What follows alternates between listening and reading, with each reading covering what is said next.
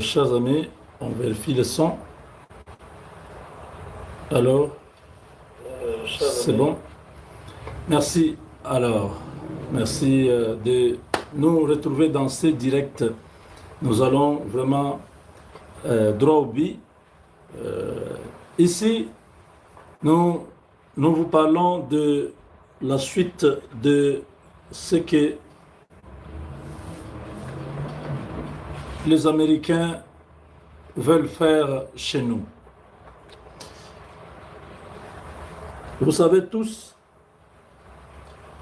qu'il y a, à la fin du règne de Joe Biden, les Américains avaient déjà signé des accords d'un corridor qu'on appelle le corridor de Lobito. C'est un corridor commercial. C'est un réseau que les États-Unis veulent sécuriser pour les échanges commerciaux et l'exportation surtout des matières premières de la zone sud-ouest du continent, ou plutôt sud-est du continent, où ils vont sortir les produits, bien évidemment, par le sud, l'ouest plutôt, vers l'Atlantique, donc sur l'Atlantique, voilà. Mais c'est un corridor qui vient du sud-est, du côté Katanga, la Zambie, tout ça, mais les produits seront évacués à l'ouest, donc sur l'océan Atlantique, à Lobito. Lobito, nous sommes en Angola. Alors, ce corridor représente un grand enjeu dans les dispositifs commerciaux américains, étant donné que la Chine a un corridor aussi sur l'océan Indien, où les produits qui sont exportés dans cette zone, Zambie, RDC, Tanzanie, ça sort par Dar es Salaam et ça prend l'océan Indien vers la Chine, donc la Chine. Alors, quand Donald Trump arrive, il prend les choses en main, il n'a pas rejeté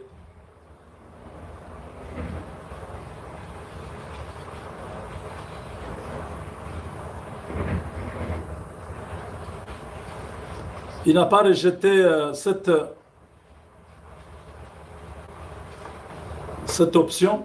Ils se sont dit, nous allons renforcer avec un partenariat stratégique. En ce moment-là, toutes les matières premières, les minéraux, vont sortir par Lobito. Alors il faut sécuriser ces réseaux parce que ça peut être saboté par les ennemis. La Chine qui voit ses avantages, ses intérêts en train d'être repris par la RDC, ils ne peuvent pas être contents. Ils peuvent saboter cela.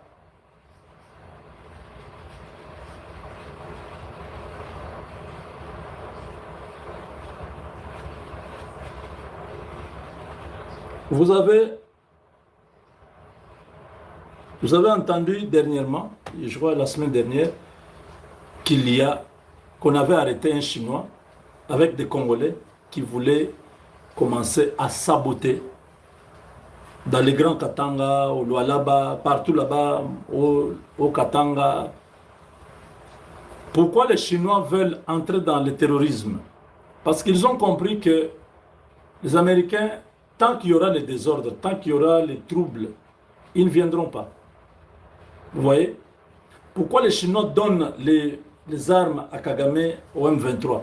Parce qu'ils savent que tant que cette situation sera l'insécurité, aucun Américain ne mettra les pieds au Congo pour s'hasarder à investir. Les Américains viennent, ils mettent la paix, ils construisent les bases militaires dans la région, ils garantissent la sécurité à leurs entreprises à investir dans la zone. Ainsi, les affaires commencent. Vous ne pouvez pas aller jouer avec les Qatar aujourd'hui. Vous ne pouvez pas attaquer les Émirats arabes unis. Vous ne pouvez même pas mettre votre nez au Koweït. Vous avez vu Saddam Hussein, il a sauté à cause de cette histoire de Koweït. Il a envahi le Koweït et les Américains l'ont troué la peau. Aujourd'hui, Saddam Hussein n'est plus là. Vous voyez, vous ne pouvez pas vous approcher de l'Arabie Saoudite. Ça ne peut pas se faire. La Jordanie ou la Corée du Sud. Vous voyez, ils ont placé des bases militaires à Guam. Guam, ce n'est pas trop loin de la Corée du Sud et du Japon. Ils ont placé beaucoup de bases militaires dans les îles qui sont sur le Pacifique, dans l'océan Indien, partout là-bas. C'est pour garantir les intérêts qui sont là-bas. Vous ne pouvez pas avoir Samsung aujourd'hui qui est internationalement la deuxième marque qui est beaucoup consommée en termes de téléphone si ce n'est pas américain. Les Américains imposent leurs produits. Oui, c'est comme ça. Ils vont investir dans ces pays-là, ils produisent à partir de ces pays-là, mais c'est leurs produits. Ils font la promotion, ils acceptent ça. Le cas de la RDC est en train de confirmer cette réalité. L'Africom vient d'arriver en Angola. Les responsables de l'Africom et beaucoup de militaires sont en Angola en train de travailler déjà sur la structuration de la région, c'est-à-dire une grande base militaire avancée de l'Africom s'installe déjà à Cabo, je crois que c'est Cabo Lego, quelque chose comme ça. C'est une base militaire non loin de Luanda. Hein. Voilà.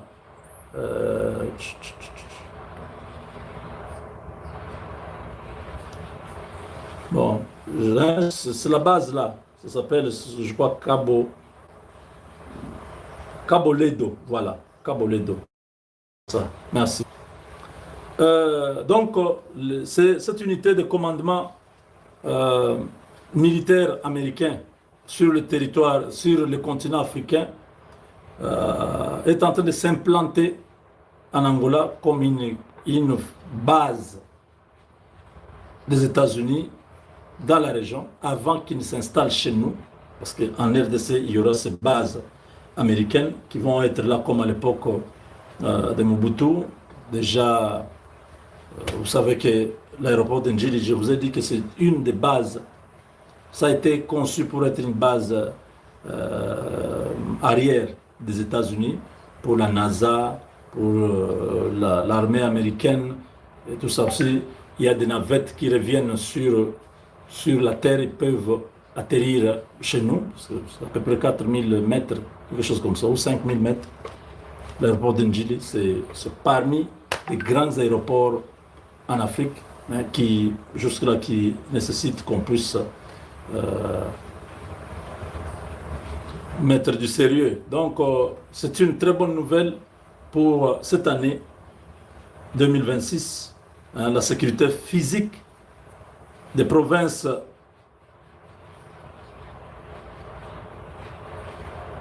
de la RDC qui sont concernées par ces corridors de Lobito. Déjà, vous avez les Haut-Katanga, les Lualaba. Déjà, la présence physique des militaires américains sont là.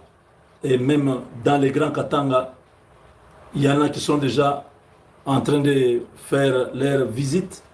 Ces partenariats stratégiques avec les États-Unis nous apportent la sécurité américaine. Parce que pour nous déstabiliser, on peut passer par un des pays voisins. Ces grandes puissances, même la Chine peut nous déstabiliser parce que nous ne sommes pas une puissance. Nous sommes un pays de tiers-monde, un pays sous-développé. la Chine peut se servir de la Centrafrique, du Soudan du Sud, de n'importe quel pays qui est autour de nous, pour nous déstabiliser. La guerre avec le Rwanda va s'arrêter, va se terminer, parce que Trump est encore là, ça fait 3 ans qu'il lui reste, et tout va s'arrêter avant qu'il ne parte. Bientôt là, il y aura la paix à l'est du Congo. Mais si nous n'avons pas ces partenariats avec les Américains, une autre puissance comme la France, comme la Russie ou la Chine peut continuer à venir encore nous déstabiliser. C'est pourquoi on a besoin de la présence des bases militaires américaines où on peut avoir une forte présence de nos troupes qui seront formées, qui vont bénéficier des entraînements, des coachings et surtout des équipements, des hautes technologies. Nous devons monter encore notre armée à une autre dimension pour être à mesure de répondre à toute éventualité. Aujourd'hui, vous ne pouvez pas attaquer l'Angola parce que la présence américaine est sur place et ça devient une équation difficile. Si ce n'est pas les Américains eux-mêmes, il n'y a aucun autre pays qui peut attaquer l'Angola. Et la présence de l'Africom en Angola, c'est pour la RDC, étant donné que chez nous, les choses ne sont pas encore calmées. Ils sont là pour servir de diversion, de dissuasion plutôt, pas diversion, dissuasion à l'ennemi qui sait qu'en dehors de la MONUSCO qui va appliquer la résolution 2808, il y a aussi la présence de l'Africom qui est en Angola. Vous vous souvenez à l'époque d'Hippolyte Kanambe, déjà les soldats d'Africom qui étaient venus au Gabon et au Congo-Brazzaville étaient déjà comme une dissuasion qui a poussé même Hippolyte Kanambe à lâcher le pouvoir. Paul Kagame ne sait pas trop ce que la CIA est en train de planifier maintenant là. C'est une frappe qui pourra laisser beaucoup de séquelles. Vous allez vous rappeler de ce que je vous dis. Quand on va targeter, pam, pam, pam, pam, la guerre là s'arrête de soi. Et c'est fini.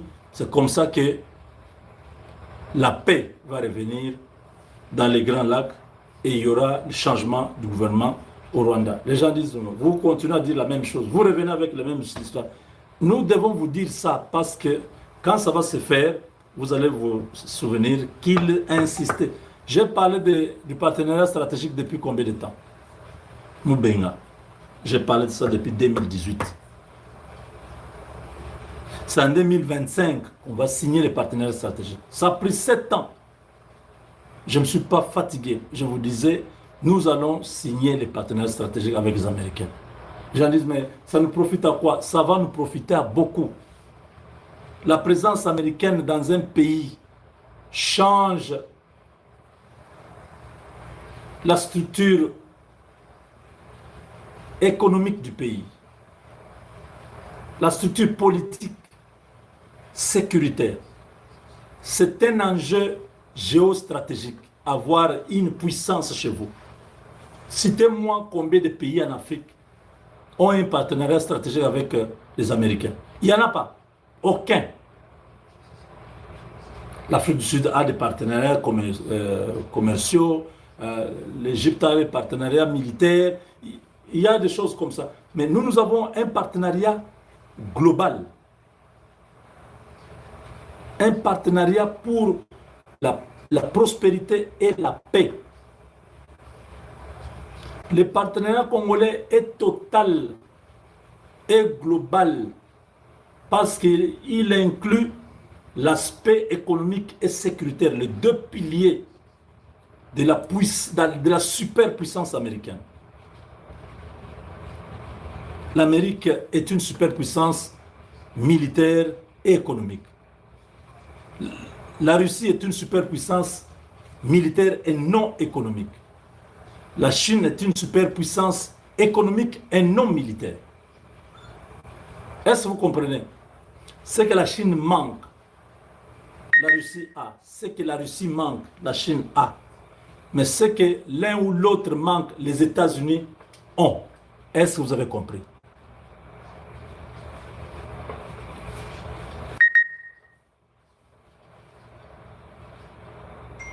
Donc, les États-Unis ont ce que les deux manquent.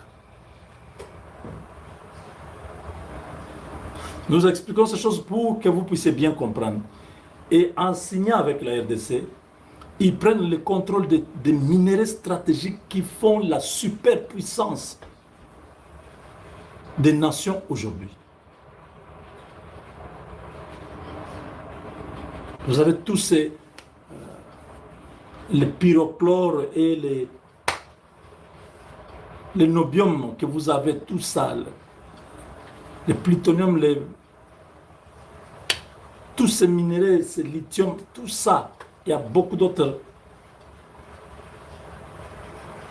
minéraux que nous ne citons pas, mais qui sont sur le sol congolais. En prenant possession, en sécurisant qu'il n'y a pas un autre acteur majeur qui prendra ça, il n'y a que les États-Unis, ils sécurisent l'avenir économique de leur pays. En contrôlant les minéraux stratégiques qui sont dans la combinaison nucléaire et tout ça, ils sécurisent leur superpuissance militaire. En contrepartie, nous avons la sécurité. Le pays devient stable, le pays se développe, le pays gagne en infrastructure, en échange d'informations, c'est-à-dire transfert de technologies. Le pays sort du gouffre pour l'émergence. Et c'est le peuple qui gagne. Il y a du travail qui est créé. Les Congolais ont du travail. Voilà les retombées de ces partenariats. On ne fait pas la promotion de ces partenariats comme si c'est juste une annonce fracassante pour nous faire plaisir. Non, c'est une opportunité que la RDC a de se retrouver partenaire des États-Unis.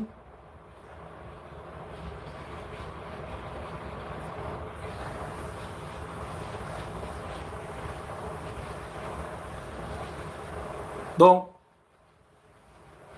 Baya terrain, les Américains sont là. Ils sont déjà en Angola. Vous devez le savoir pour que les petits esprits ne continuent pas à vous déstabiliser avec des informations qui sortent de Selembao et de Bumbu. Ça, c'est des informations que vous avez au niveau global, au niveau international. Nous essayons de vous faire comprendre que notre pays a de la chance aujourd'hui. Dieu a permis que cela arrive, que les minéraux puissent sauver le pays. Ce sont nos minéraux-là qui ont attiré les Américains. En dehors des minéraux, les Américains viendraient faire quoi chez nous? Kagame pouvait continuer à nous malmener. Aujourd'hui, le discours de Kagame, quand vous suivez, c'est un discours vide. Il a peur, il est dans l'incertitude, il ne sait pas trop bien ce qui se prépare. Nous aussi, on ne va pas tout dire ici sur les médias. Nous connaissons ce que nous connaissons et nous préférons faire diversion, vous parler comme ça, en attendant que ce qui arrive, arrive. Et nous serons là pour célébrer ce qui va arriver. Est-ce que quelqu'un m'a bien compris? Zambi walusa Chimbubui. Tout le monde, Chamou 2026, Chakum Palancho Chachi. Les ennemis, vous allez rougir, surtout cette année. Ça va être dur. Les Congolais doivent être contents d'avoir Félix Tshisekedi comme président.